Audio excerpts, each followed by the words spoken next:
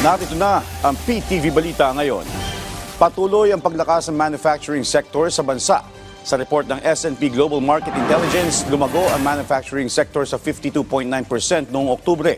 Nagdulot ito ng pagtaas sa local employment at sinasabing pinakamataas matapos ang 7 taon. Indikasyonan niya ito ng bumubuting kondisyon sa operasyon ng mga manufacturer, lalo't mas mataas sa 50 ang Manufacturing Purchasing Index o PMI. Tingin ng ilang market expert, makakabuti ito upang mapalakas pa ng mga manufacturer ang kanilang produkto. Samantala, inaasahan naman na lalakas ang demand sa mga produkto habang papalapit ang Pasko. Sa ating lagay ng panahon, bagyang lumakas ang bagyong Marce habang tinatahak nito ang lalawigan ng Aurora. Ang bagyo ay huling namataan ng pag-asa sa layong 735 km silangan ng Baler, Aurora. Taglay nito ang lakas ng hangin ng 110 km per hour, malapit sa gitna at pagbugso ng hangin na aabot sa 135 km per hour. Ito ay kumikilos ng pahilagang kanluran sa bilis na 25 km per hour. Nakataas ang signal number 1 sa Batanes, Cagayan, kasama na ang Babuyan Islands, northern at eastern portion ng Isabela, northern portion ng Apayao at northern portion ng Ilocos Norte. Magiging maulan ang Cagayan Valley, Apayao, Kalinga, Quezon, Bicol Region, Eastern Visayas at Aurora. Localized thunderstorm naman ang sanhi ng mga pagulan sa Metro Manila at nalalabing bahagi ng bansa.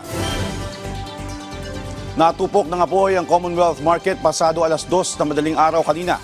Humingi tayo ng update, may report si Bernard Ferrer. Bernard?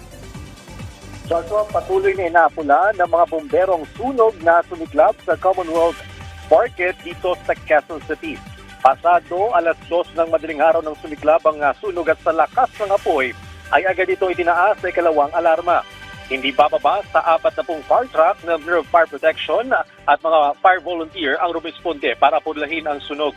Sa inisyal na investigasyon ng Quezon City Fire Department, nagsimula ang apoy sa basement ng palengke kung saan nakaimbak ang iba't ibang produkto kabilang na ang mga grocery item.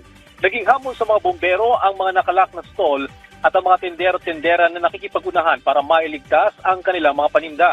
Nasa 100 stall ang tinatayang naapekto ng sunog. Inaalam pa ng BFP ang sanhi ng sunog at ang halaga ng pinsala sa mga ari-arian. Sa ngayon, far under control na ang sitwasyon. Nasa 5 oras din itong nasa ikalawang alarma. Normal naman ang daloy ng mga sakyan dito sa Commonwealth Avenue. Balik sa iyo, Joshua. Maraming salamat, Bernard Ferrer. At yan ang mga balita sa oras na ito. Para sa iba pang updates, i-follow at ilike kami sa aming social media platform sa @PTVPH. Ako si Joshua Garcia para sa Pambansang TV sa Bagong Pilipinas.